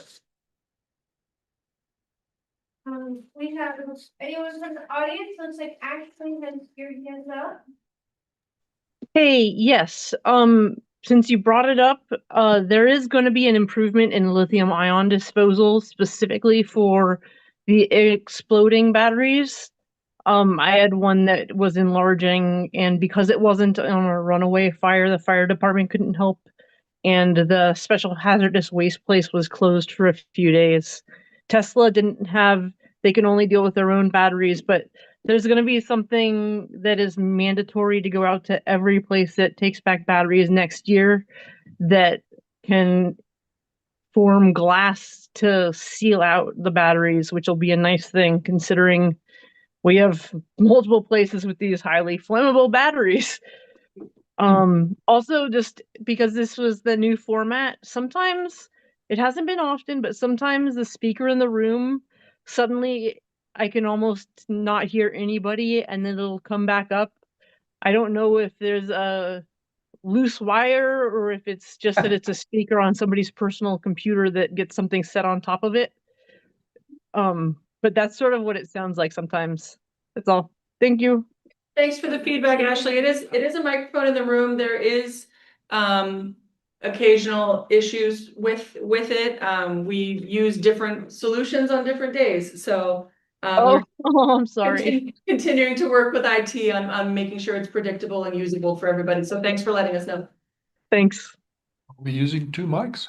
No, we're using one mic, but I did test it from all corners. It's actually this guy today. This guy for you? And it's not this guy because the unplug and plug it in again solution didn't work anyway. That one was working. And I walked to all the corners of the room and I made it go off. So hopefully it's been reasonable, but Most of the time I hear you great. It was only very temporary times, which is why I thought somebody who's off of the camera, like the people on the right side of the room from my view, maybe we're just setting something on top of it, but no, I think it has trouble with overlapping voices sometimes, and it can kind of cut those a little bit. So that may have. We need last name. Oh, Ashley, what is your last name? Rooks. Brooks. Without the B. Oh, Rooks. ROOKS. Correct. Thank you. Okay. Oh yeah, and biking. I am on Laurel Hill Drive, so I sort of am on one of the routes to the bike path. And my God, people fly around the corner where it's a mandatory turn. It's a bit of a blind spot, and when people are late for work, or if they're tired and ready to get home, you might not need just paint. You might need some of those signs that have a reduced speed limit for the blind turn. There's been a number of near misses, and like some of the trees and a large boulder in a front yard over there are because of incidents in the past to prevent harm to the residences. Yeah. Speed bumps we would love speed bumps. You live down there? No, I used to. I hate speed bumps, but we would love them. Okay, thank you, Ashley. Thank you. Great, thanks. Any other comments on this Act 250 stuff? I guess I would just say this is very helpful. I'm really pleased to see this list and the comparison. It's not looking like there's a huge amount we're missing. I think that was one of the things we were concerned about. Okay, if we do this Act Tier 1A, are we just giving up regulation of a certain thing? It feels like not really. We're doing a lot locally. I'd like to see what section 9 is. Yeah, no, and that's fine. We can, I think that would be good. Maybe if you could send around the Excel, so we can just. Yeah, I'll see what happened, or if it just. They took it out just for you now. I just didn't want to deal with it, John. That's what I didn't. Okay, 1, 2, 3. I didn't look through it that closely. I read through it, but I didn't really notice it. It was only when you were talking about it, I'm You're like, like, oh, that's right, hey. 9F. Yeah, What? There's no I 9F. will see. I'll check in. Okay, so then we have minutes of June 10. Move to approve? Yes, I That should be second. 2 sets. Michael mentioned in an email to me, there was one typo on page 2, sort of towards the bottom. It says Act 18. It should be Act 181. Okay, so we're Oh, just right. talking about June 10 at this point. Yeah. We got the typo. We have any other discussion? All in favor of approval with the typo change? Aye. Okay, we also have August 12. Move to approve. The Second. South Burlington Planning Commission of August 12th, 2025. Who got the second? None. Any discussion? Okay, all in approval? That says it's not. Aye. Yes. Oh, good. Any other business? Oh, sorry, there was one, Michael noted another typo on there. A&R should be ANR. Agency of Natural Resources. So one small typo, but we will fix The move to approve revised minutes. it. Thanks, John. I'll second that. Okay, any comment on the revised one? All in favor? Aye. Passes. Great. Okay, any other business? Anyone? Okay, and we are adjourned.